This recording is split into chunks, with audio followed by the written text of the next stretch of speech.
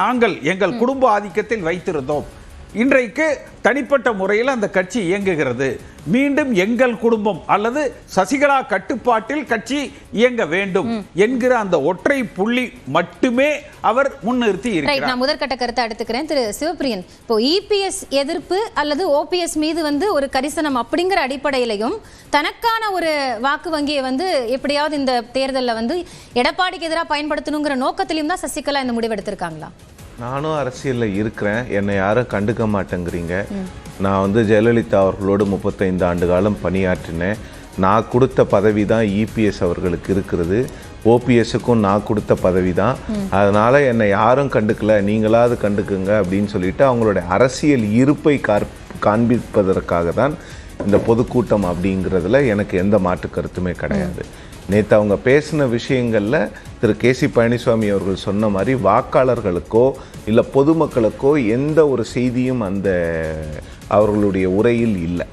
அது முழுக்க முழுக்க தனக்கு ஒரு இன்ஜஸ்டிஸ், அதாவது அநீதி இழைக்கப்பட்டதாகவும் அந்த அநீதிக்கு யாரெல்லாம் காரணம் அப்படிங்கிறத சொல்லிட்டு எனக்கு அநீதி இழைத்தவர்களை நீங்கள் தண்டியுங்கள் சொல்லாமல் அந்த இடத்துல ஸ்டாப் பண்ணியிருக்கிறாங்க.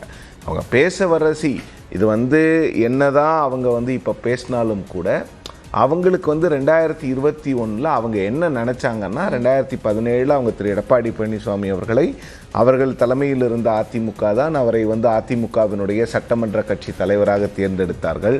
அவங்க அவருக்கு லாயலா இருப்பாங்கன்னு நினைச்சாங்க, நடக்கல.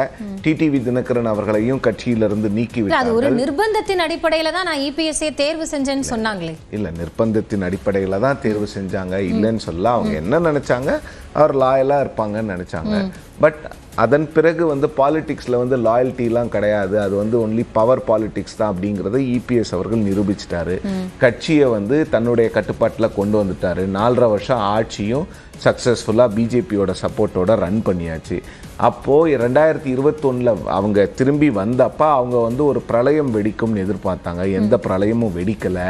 அதனால் அப்செட் ஆனாங்க. நிறைய இது போன்ற பேட்டிகள்லாம் நிறைய ஜெயலலிதா அவர்களுடைய பிறந்தநாள் 2021 கொடுத்தாங்க. யாரும் கண்டுக்கல. பாஜகவினுடைய நிர்பந்தத்தின் பேரில் அவங்க நான் இந்த நேரத்தில் அரசியலிலிருந்து ஒதுங்குகிறேன் அப்படிங்கிற ஒரு ஸ்டேட்மெண்ட்டை கொடுத்தாங்க. அதன் பிறகு அவங்களுடைய கட்சிக்காரங்களெல்லாம் கூப்பிட்டு பேச ஆரம்பித்தாங்க. பட் இபிஎஸும் ஓபிஎஸும் அன்னைக்கு ஒன்றா சேர்ந்து சசிகலா அவர்களை கட்சியில் சேர்க்க மாட்டோம்னு சொல்லிட்டாங்க. அதன் பிறகு அவங்களுக்கான ட்ராக்ஷன் நிச்சயமாக வரவே இல்லை. அதுக்கு காரணம் என்னன்னா, நீங்கள் ஒரு மக்கள் ஏற்றுக்கொள்ளக்கூடிய தலைவராக நீங்கள் இருந்தீங்கன்னா உங்களுக்கு ஈஸியாக லீடர்ஸ் உங்ககிட்ட வருவாங்க. நீங்கள் இன்னொரு மக்கள் தலைவர், அதாவது ஒரு கேரிஸ்மேட்டிக் லீடருடைய ஒரு என்ன சொல்கிறது, நீங்கள் ஒரு அட்வைசராக இருந்தீங்க. அவங்களோடு உங்களுக்கு 35 ஆண்டு காலம் ஒரு நட்பு இருக்கிறது. 35 ஆண்டு காலம் அவங்களுடைய எல்லா நல்லது கெட்டதுலலாம் நீங்கள் பங்கேற்றிருக்கிறீங்க. அதிமுகவை யூ ரேன் ஃப்ரம் த சைட்லைன்ஸ். இவங்க ஒரு இன்சைடர், அதிமுகவினுடைய இன்சைடர். இவங்க அதிமுக அதுக்கு தானே நான் 9 ஆண்டு காலம் காத்திருந்தேன்னு சொல்றாங்க. ஒருங்கிணைக்கணும்ங்கிறது தான் அவங்க முன்வச்ச முதல் ஒருங்கிணைக்கிறதுலாம் இல்லை. இப்போ நான் சொல்ல வர்றது என்னன்னா, அவங்க கேட்கறது நான் இதெல்லாம் பண்ணேன், ஆனா என்னை யாருமே கண்டுக்கல. 2021 கட்சி நல்லா இருக்கணும்னு சொல்லிட்டு தான் நான் ஒதுங்கினேன். 2021 நீங்க ஆட்சிக்கும் வரல, அதன் பிறகு 24லயும் வரல, 26லயும் என்ன கண்டுக்க மாட்டேங்கிறீங்க. என்ன கூப்பிட்டு நீங்க சீட்டு கொடுத்துருக்கணும், இல்ல என்ன கூப்பிட்டு நீங்க கட்சியில ஒரு பதவி கொடுத்துருக்கணும். என்ன என்டிஏ கண்டுக்கவே இல்லை. டிடிவி தினகரன் அவர்களை மட்டும் நீங்க கூட்டிட்டு போயிட்டு அவருக்கு மட்டும் சீட்டு கொடுக்குறீங்க. இப்படிதான் நான் அதை பார்க்குறேன். முழுக்க முழுக்க அவருடைய அந்த பொலிட்டிக்கல் ரிலவன்ஸை காமிக்கிறதுக்காக அவங்க ஒரு பெரும் கூட்டம் போட்டிருக்கிறாங்க. அந்த கூட்டம் போட்டு புதுசாக அவங்க எதுவுமே சொல்லலை. அதில் மக்களுக்கு என்ன செய்தி இருக்கிறது. அதிமுக ஜெயலலிதா அவர்கள் மறைந்த பிறகு ஓபிஎஸ் அவர்கள் முதல்வரானார். அதன் பிறகு ஓபிஎஸ் அவர்களை பதவியிலிருந்து விலக வைத்துவிட்டு இவர் முதலமைச்சராக வருவதற்கான முயற்சிகளை எடுத்தார்கள் அப்படிங்கிறது எல்லாருக்குமே தெரியும். ஆனால் இது நாங்கள் பண்ணலை, இது அன்னைக்கு அமைச்சர்கள் தான் பண்ணாங்க அப்படின்னு சொல்கிறது ஒன்றும் ஒரு பெரிய ஒரு எர்த் ஷேட்டரிங் நியூஸ் எல்லாம் கிடையாது. ஸோ அப்போ இதனால் மக்களுக்கு என்ன பயன்? அவங்க இப்போ சொல்ல வர்றது என்னென்னா, 2021 என்னை ஒதுங்கிக்க சொன்னீங்க, நான் ஒதுங்கிக்கிட்டேன், எனக்கான அந்த தகுந்த மரியாதையை பாலிடிக்ஸில் எனக்கு கொடுங்க. பிஜேபிக்கும் இபிஎஸ்க்கும் அவங்க செய்தி சொல்கிறாங்க, எனக்கு கொடுங்க, அப்படி என்ன நீங்கள் மதிக்கலைன்னா நான் ஒரு கேண்டிடேட்ஸை போட்டு எங்கெங்கெல்லாம் என்னால் கேண்டிடேட்ஸை போட முடியுமோ அந்த இடத்தெல்லாம் அதுக்காக தான் கட்சி பெயரை அறிவிக்காம இருக்கிறது தான். ஆமாம், நிச்சயமாக அவங்க வந்து ஒரு மெசேஜ் தான் கொடுக்குறாங்க என்டிஏக்கு. நான் வந்து ரெடியாக இருக்கிறேன், என்னோட நீங்கள் வந்து பிஸ்னஸ் பண்ணுங்கள், அப்படி இல்லைன்னா நான் வந்து எங்கெல்லாம் என்னால் கேண்டிடேட்ஸ் போட முடியுமோ அங்கெல்லாம் கேண்டிடேட்ஸ் போடுவேன், பாதிக்கப்பட போகிறது யார், அதிமுக தானே, அப்படிங்கிற ஒரு இடத்துல தான் அவங்க பேசுகிறதா நான் பார்க்குறேன். திரு பழனிசாமி, இப்போ இந்த வாக்கு வங்கி அப்படிங்கிறது, இப்போ சசிகலா பேசும்போதே நான் ஏன் இந்த இடத்துல இருந்து பேசுறேன் அப்படின்னா இந்த மக்கள்கிட்டேருந்து அதை நான் தொடங்கணும் அப்படின்றாங்க. அப்போ அந்த தென் மாவட்ட அரசியல் சார்ந்து இருக்கக்கூடிய வாக்கு வங்கியில எடப்பாடி பழனிசாமிக்கு சசிகலாவினுடைய இந்த முடிவுனால எந்த பாதிப்பும் இருக்காதா? இல்ல, இப்ப தென் மாவட்டத்தில் கூட ஏன் சசிகலாவை ஆதரிக்க வேண்டும் அப்படிங்கிற அதை கூட அவங்க வந்து தெளிவா வந்து சொல்லலை. அடுத்து 1996 அதிமுக படுதோல்வி அடைந்தது.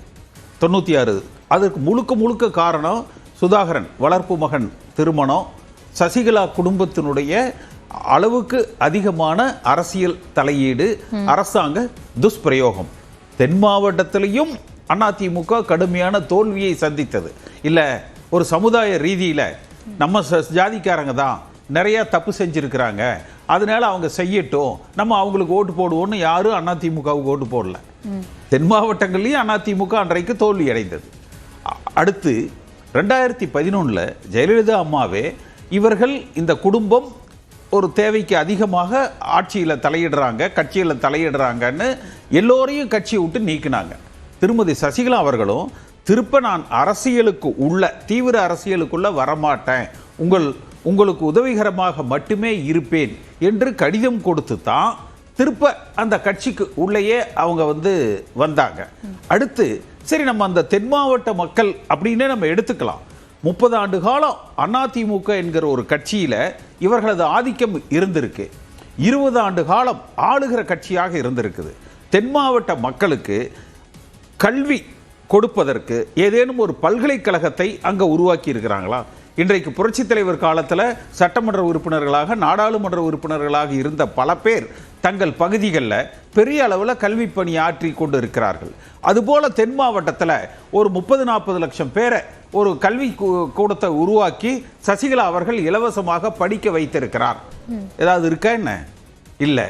அடுத்து ஒரு பல லட்சக்கணக்கான இளைஞர்களுக்கு வேலை வாய்ப்பை தொழிலதிபர்களாக முழு நேரமான ஒரு அரசியல்ல இல்லாத போது நீங்களே சொல்றீங்க அவங்க சைட் லைன்ல ஃபுல் அண்ட் ஃபுல் சப்போர்ட்ல இருந்தாங்க. அப்ப அந்த மாதிரி இருக்கும்போது நேரடி களத்துக்கு இப்பதானே வரதா சொல்றாங்க. நேரடி சமுதாய தொண்டாக, அதாவது ஏன் அந்த சமுதாயம் இவரை ஆதரிக்க வேண்டும் அந்த என்று எதிர்பார்க்கிற பொழுது அந்த சமுதாயத்துக்கு ஆற்றிய பணி என்ன?